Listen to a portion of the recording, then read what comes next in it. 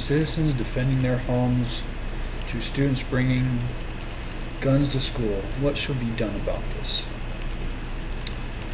The Second Amendment is part of our rights as Americans to live life with liberty in the pursuit of happiness. There are basically two sides to this argument, and the argument starts with our history.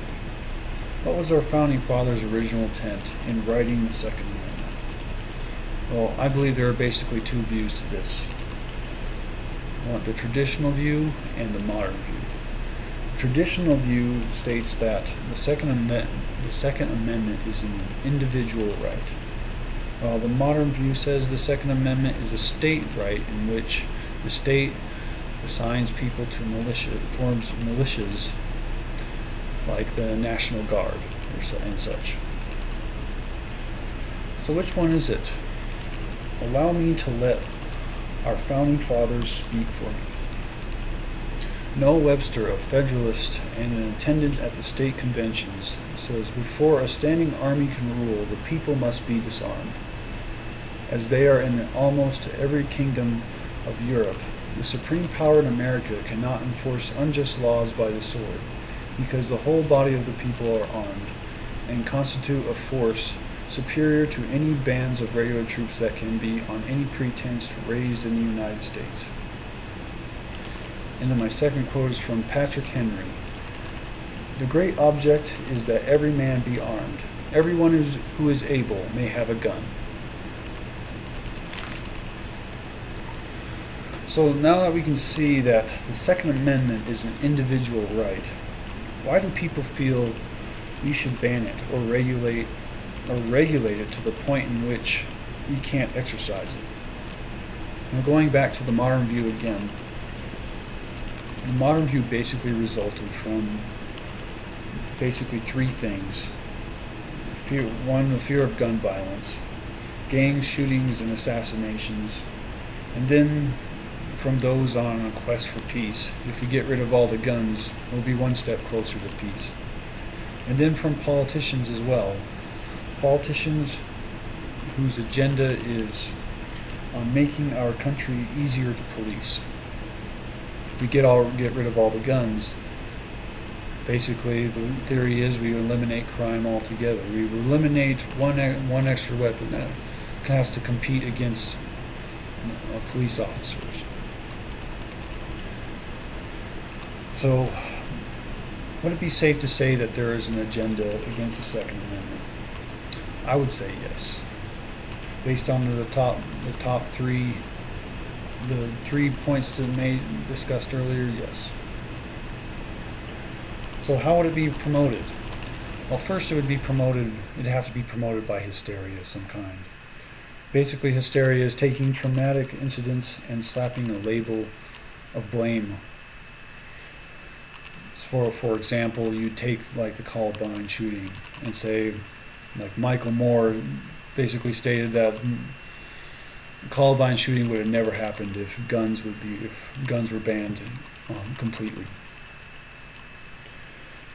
And the second way of promoting this agenda would be to take statistics that only support it. Like, for example, Europe's crime rate is lower than the U.S.'s crime rate. However, I would argue that maybe the reason why Europe's crime rate is so low is that Europeans aren't as violent as Americans. So let's look at some statistics that support the Second Amendment. We've seen the statistics that say we should ban it. So why don't we look at some statistics that tell a different story? Let's look at the things that they aren't telling us.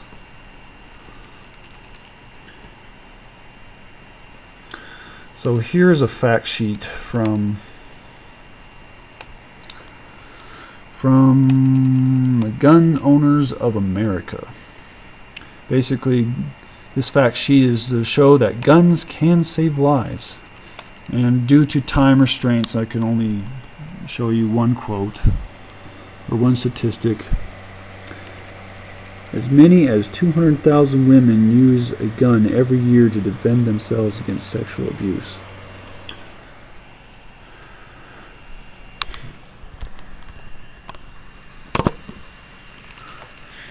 So as you can see, that somebody isn't telling you the complete story.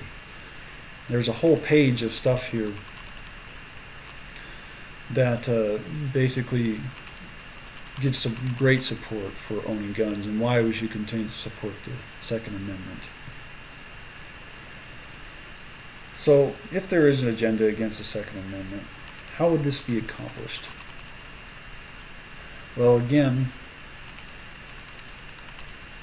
bring up a news article on a recent gun law passed in Chicago.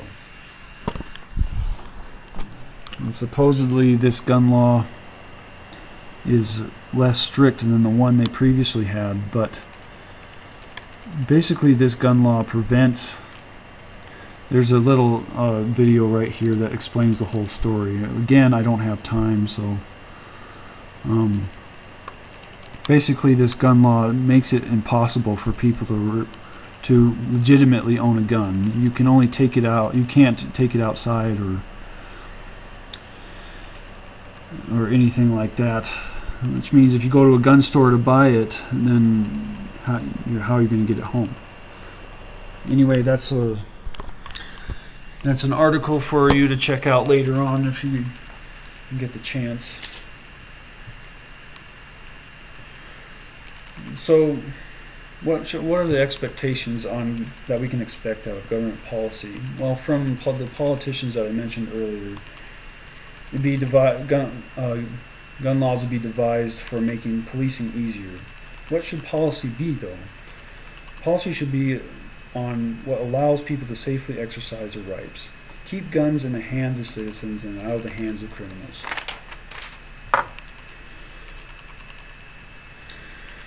Now that we've seen the controls we have, its effects on the Second Amendment, and what control measures should be, what should you do about it?